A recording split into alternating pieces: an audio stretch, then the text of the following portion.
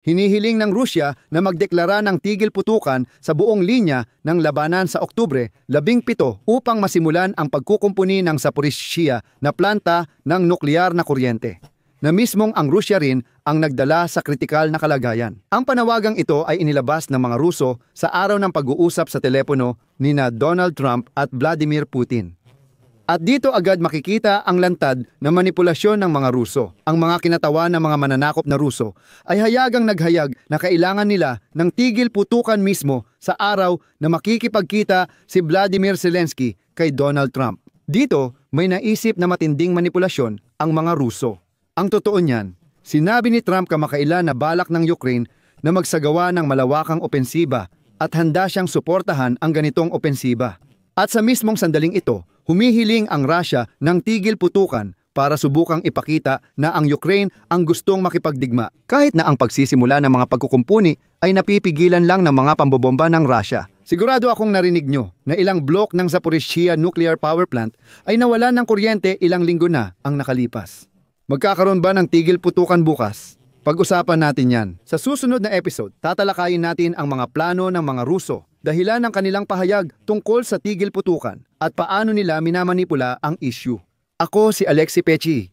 Ngayon ay Oktubre 16 sa kalendaryo. At bago natin simulan ang episode na ito, nais kong hikayatin kayong mag-subscribe sa channel na ito, mag-like at mag-iwan ng kahit anong mahaba ninyong komento sa episode na ito. Malaki ang naitutulong nito sa pagpapalaganap ng video sa YouTube. Kung nais ninyong suportahan ang channel, pwede kayong magbigay ng donasyon. I-check ang mga link at detalye sa video description. Nandoon, suportahan ang channel ni Alexei Pechi. Pumili ng format na komportable sa inyo. Salamat sa anumang suporta. Inaanyayahan ko rin kayong mag-subscribe sa Telegram channel kong Pechi News. Nasa video description ang link. Humiling ang Russia ng tigil putukan para maayos ang Zaporizhzhia Nuclear Power Plant. Isinusulat ito ngayon ng Sky News. At marami sa kasamaang palad, mga Ukrainian at Russian na iba't ibang mamamahayag ang sumalo sa balitang ito at nagsimulang magsulat na ang Sky News daw ay nagdadala ng sarili nilang impormasyon tungkol sa siguradong tigil putukan sa Oktubre 17 na napagkasunduan ng Ukraine at Russia. Palagi kong sinasabi na basahin pa ang nilalaman, hindi lang headline at unang talata, dahil marami pang mahalaga sa susunod. Ipinaliwanag ng Sky News na ayon kay Alexei Likachev, ang pinuno ng Rosatom, kinuha ni Rafael Grossi, ang Direktor General ng International Atomic Energy Agency, ang ilang mga tungkulin bilang tagapamagitan. Dagdag niya, bukod sa Rosatom, kasama rin sa negosasyon ang mga ministeryo ng ugnayang panlabas at depensa ng Russia. At itong si Likachev, hindi ang Sky News, kundi si Likachev mismo ang nagsabi ng sumusunod na sipi. Ang pinag-uusapan ay ang paglalaan ng sapat na mahabang panahon ng katahimikan para maisagawa ang mga gawain sa linya ng Dnipro na nasira. Ayon sa kanya, sa teritoryo ng Russian Federation, ibig sabihin ay sa sinakop na bahagi ng Ukraine, pati na rin sa Yaroslavskaya na kontrolado ng Armed Forces of Ukraine. Binigyang diin niya na ito ay isang napakahirap na desisyon at idinagdag na nangangailangan ito ng katumbas na aksyon. Ang ibig sabihin, kung ititigil ng mga hindi malilinis na Ruso ang pagpapaputok, dapat ding tumugon ang Armed Forces of Ukraine sa parehong paraan. At bilang paunang anunsyo, ang desisyon na itigil ang labanan ay ipapatupad bukas, Oktubre 17, sabi ni Likachev. Inuulit ko ito.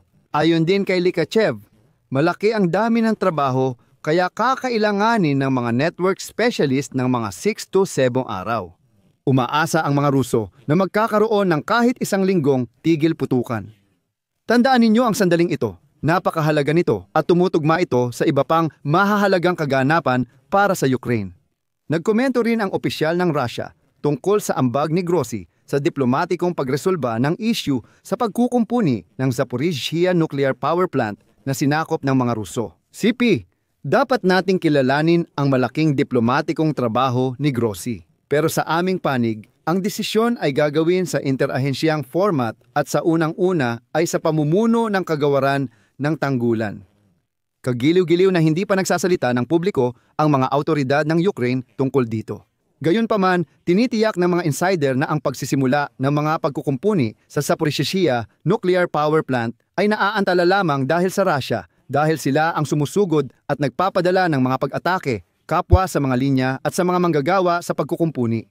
Ang mga barbaro, sinasaktan nila lahat ng makita. Sabi nga, madalas nang ipahiwatig ng Ukraine ang kahandaang magsimula ng pagkukumpuni at dati walang malalaking problema rito.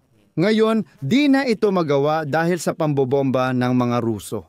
Idinagdag ko rin na iminungkahi kamakailan ng International Atomic Energy Agency na ibalik at simulan muli ang supply ng kuryente sa Zaporizhzhia Nuclear Power Plant na sinakop ng mga Ruso sa dalawang yugto. Sa unang yugto, nais ng International Atomic Energy Agency na lumikha ng isang ceasefire zone na may radius na 1.5 kilometro. Kailangan ito para maisagawa ang pagkukumpuni ng linya ng Dnipro na may boltahe na 700 at 50 kilowatt na nasira sa teritoryong kontrolado ng mga maruruming okupanteng Ruso. Layunin ng ikalawang yugto na magtatag ng panibagong ceasefire zone para ayusin ang backup na linya ng Ferosplavnaya Isa, 330 kilowatt sa teritoryong hawak ng sandatahang lakas ng Ukraina. At ngayon, narito ang pinakamahalaga at pinakakapanapanabik. Ayon sa plano ng International Atomic Energy Agency, dapat ay naroroon ang kanilang mga kinatawan habang isinasagawa ang mga pagkukumpuni na nakatakdang gawin mula Oktubre 11 hanggang 17. Ibig sabihin, bukas dapat ay tapos na ang pagkukumpuni. Yun lang. Napagkasunduan na ang tigil putukan, ayusin at tapusin. Ayon sa opisyal na pahayag ng International Atomic Energy Agency, nagbigay ng mga garantiya sa seguridad ang panig ng Ukraine para sa mga repair crew mula Oktubre 11 hanggang 17. Pero ang Russia ay hindi nagbigay ng ganoong garantiya at nagpatuloy pa rin sa pambobomba. Paalala lang, matagal nang walang koneksyon ang Zaporizhzhia Nuclear Power Plant sa energy system ng Ukraine. Sinadya ito ng mga Ruso. Sa ngayon, umaandar ang planta gamit ang mga diesel generator na isang emergency mode ng operasyon. Ganito na ang sitwasyon ng mahigit 2 linggo.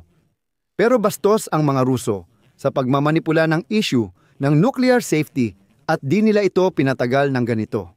Muli, humiling ang mga Ruso ng ceasefire para bukas, 17 ng Oktubre.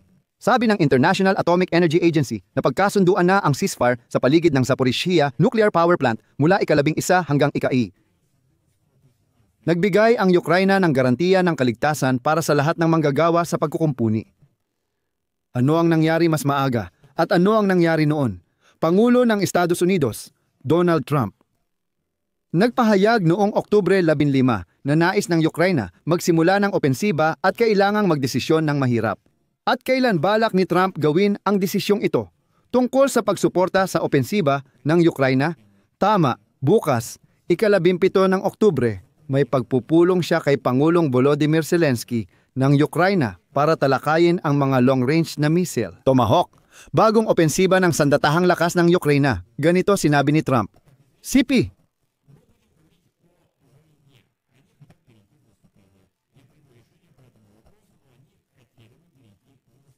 Sinabi ni Zelensky at Trump na pag-uusapan nila ang Tomahawk cruise missile at air defense system sa pagpupulong nila sa White House sa Biyernes. Narito ang mahalagang balita para sa inyo. Ang delegasyon ng Ukraine sa Amerika ay nakipagkita na ngayong linggo sa kumpanyang Wright Ion na gumagawa ng mga Tomahawk na missile at mga air defense system na PTO. Malaki ang posibilidad na napagdesisyonan na ito at tinatalakay na ang technical na aspeto.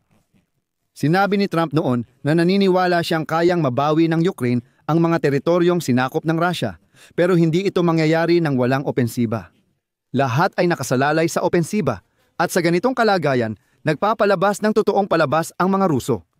Sinadya at sadyang inilipat ng Kremlin ang Zaporizhzhia Nuclear Power Plant sa mga generator at naghintay lang ng sandali kung kailan magiging kritikal ang sitwasyon at kakailanganin ng tigil putukan. At ngayon, ang Kremlin ay sisigaw ng malakas na gusto raw nila ng tigil putukan habang ang Ukraine ay naghahanda para sa opensiba. Sino ba naman ang gusto pa ng digmaan? Dinala na nila sa kritikal na punto ang sitwasyon. Oo, sila mismo. Alam mo, kayang dalhin ang sitwasyon sa punto na ang Zaporizhzhia Nuclear Power Plant ay magdulot ng aksidente. Pero hindi lang basta-basta sila nagpapalipas ng oras. Sinasadya talaga nilang patagalin hanggang sa mismong sandali ng negosasyon. At ngayon, alam mo, yung mga hindi masyadong nag-aanalisa ng balita, sasabihin nila, pakinggan mo, ang mga Ruso ay humihingi ng tigil putukan. Samantalang si Zelensky sa Washington ay nagsasabing, Gusto naming sumugod. Sino talaga ang gustong makipagdigma? Yan ang manipulasyon. Uulitin ko. Ang tigil putukan para sa pagkukumpuni ng Zaporizhzhia Nuclear Power Plant ay dapat sana naganap mula Oktubre 11 hanggang 17. Ayaw talaga ng mga Ruso gawin iyon. Ngayon, manipulatively nilang sinasabi, ay gusto namin sa ika-17. Dito muna ako maglalagay ng tutuldok. Isulat ninyo ang inyong opinyon at mga konklusyon sa mga komento sa ilalim ng episode na ito. Mag-subscribe kayo sa channel, pindutin ang kampanilya at huwag kalimutang mag-like. Iyan lang po. Ingatan ninyo ang inyong sarili. Paalam sa lahat.